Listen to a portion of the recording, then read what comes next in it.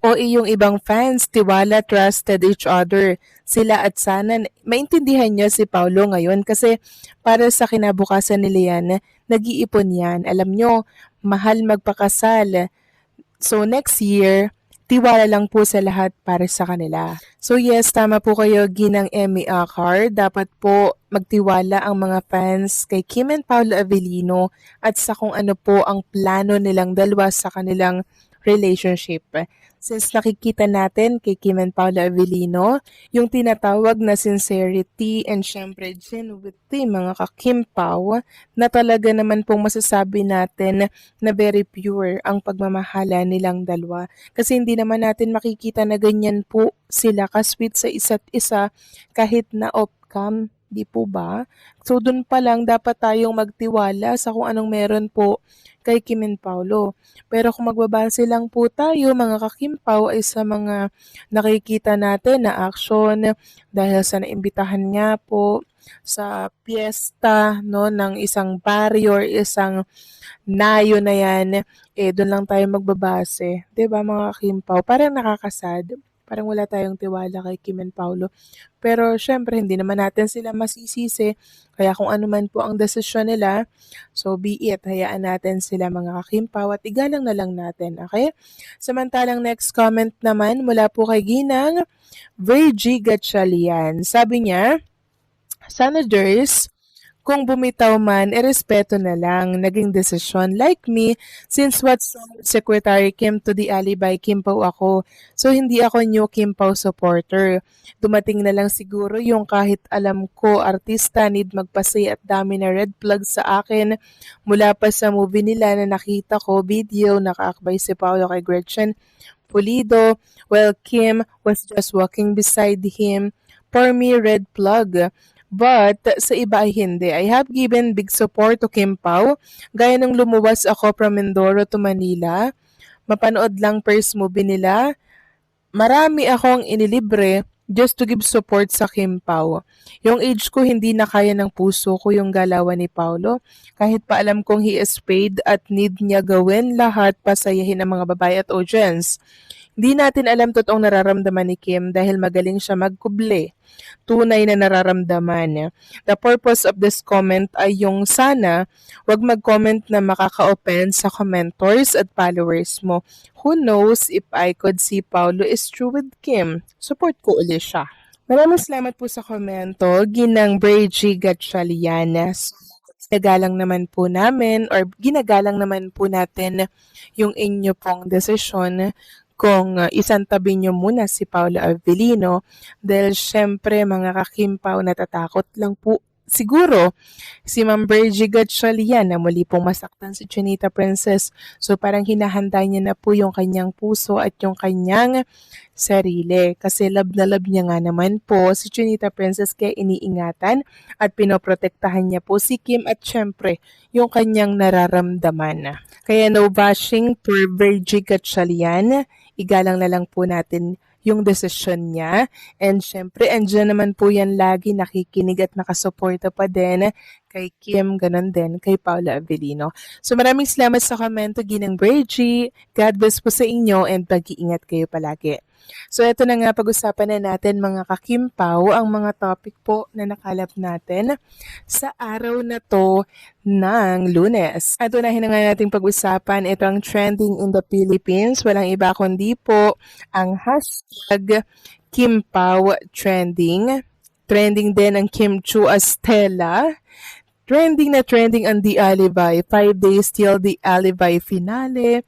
The Alibi on Prime. Grabe, trending in the Philippines. Lahat ng mga hashtag para po sa The Alibi at for Kim and kay Paolo Avellino. Grabe. Salamat ng marami sa mga taong nasa likod ng pagpapatrending na to.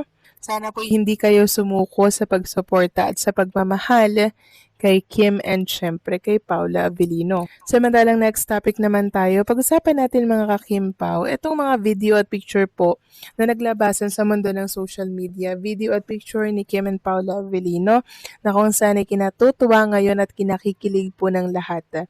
Sabi nga po ni Wella Kim, super happy talaga ang aura nila Feel na feel mo na parang contented ang happy sila sa isa't isa. Sa akin lang naman 'to pero yan ang napipil ko, hay magmahalan lang kayo palagi.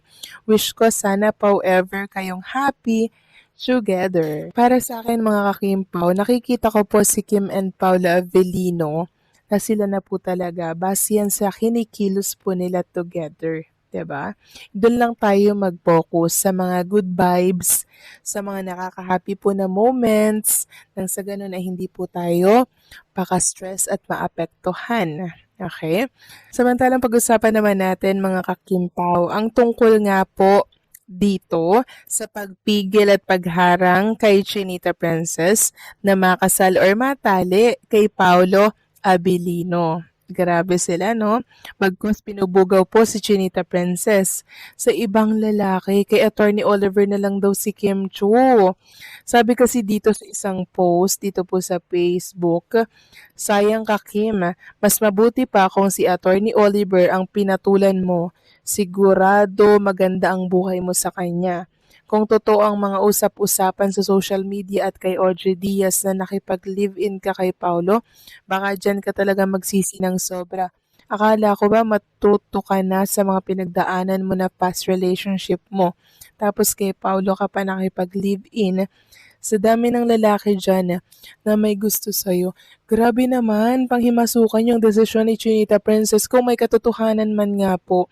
Yung kumakalat sa mundo ng social media, kahit sino ka pa, kahit kapatid ka pa ni Chinita Princess, wala ka sa posisyon para pakialaman mo yung desisyon ni Chinita Princess. Hindi na po bata si Kim Chu. Grabe din ang mga bashers. Grabe din sila, no? Hindi na po bata si Kim Chu.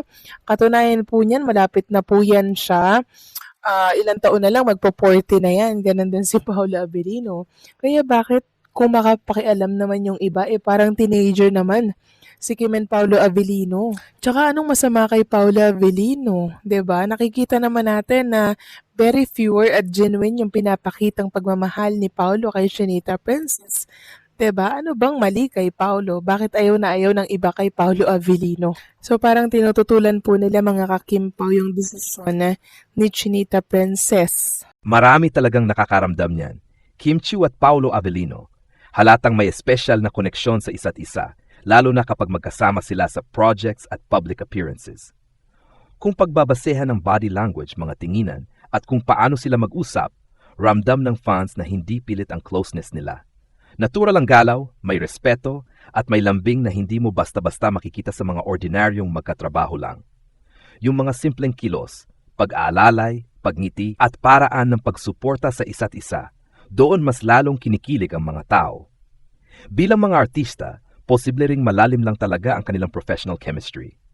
Pareho silang mahusay umarte, kaya nagiging mas makatotohanan ng emosyon na ipinapakita nila.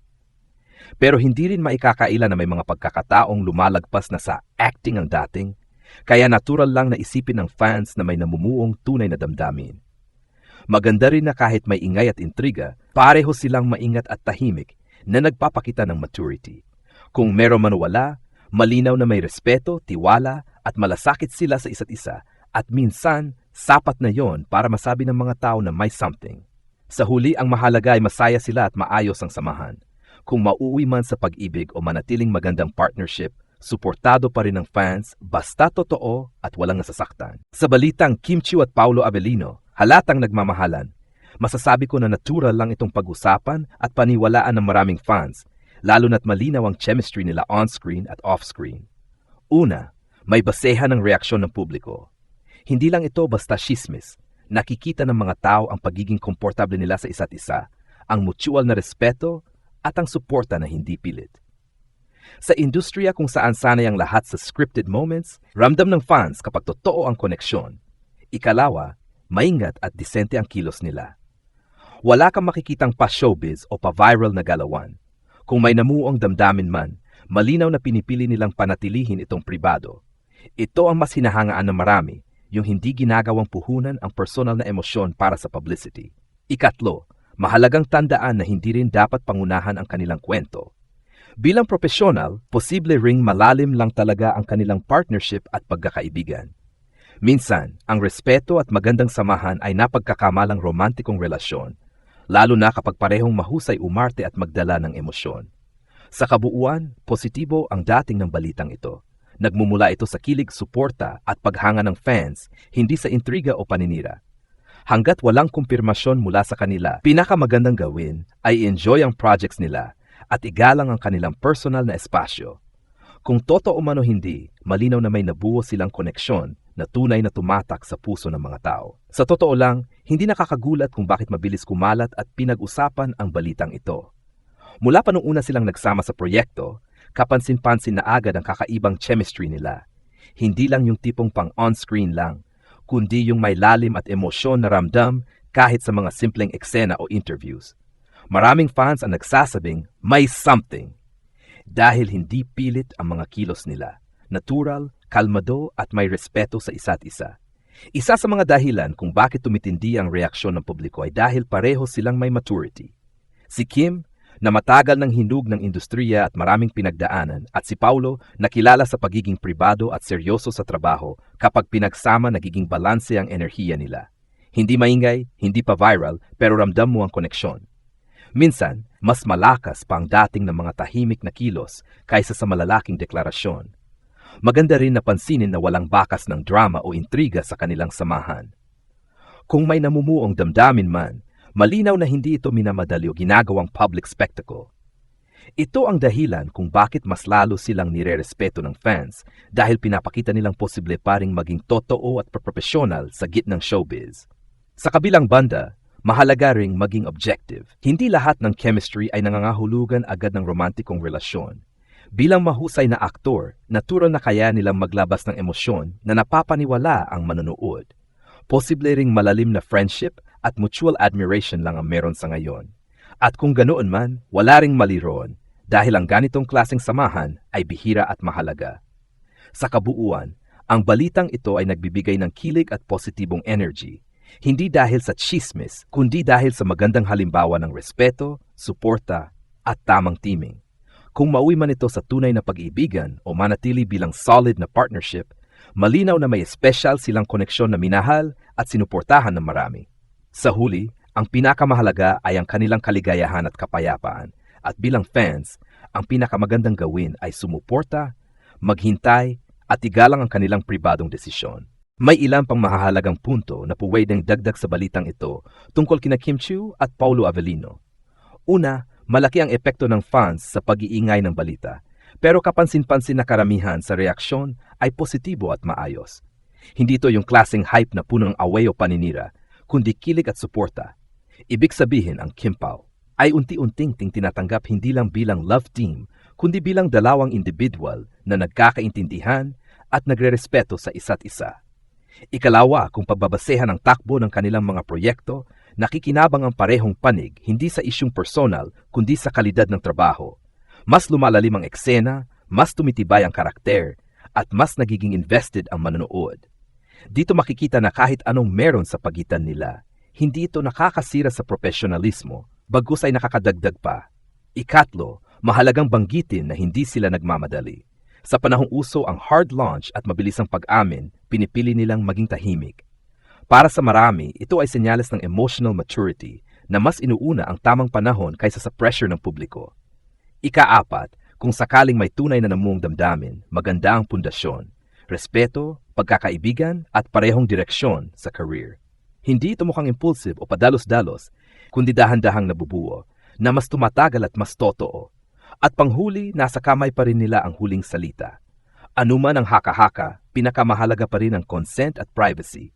Bilang taga-suporta, sapat na makita na masaya sila, inspired at maayos ang samahan.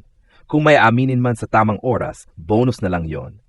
Sa ngayon, ang malinaw ay may koneksyon silang totoo at bihira, at yon ang dahilan kung bakit patuloy itong pinag-usapan at sinusuportahan ng marami.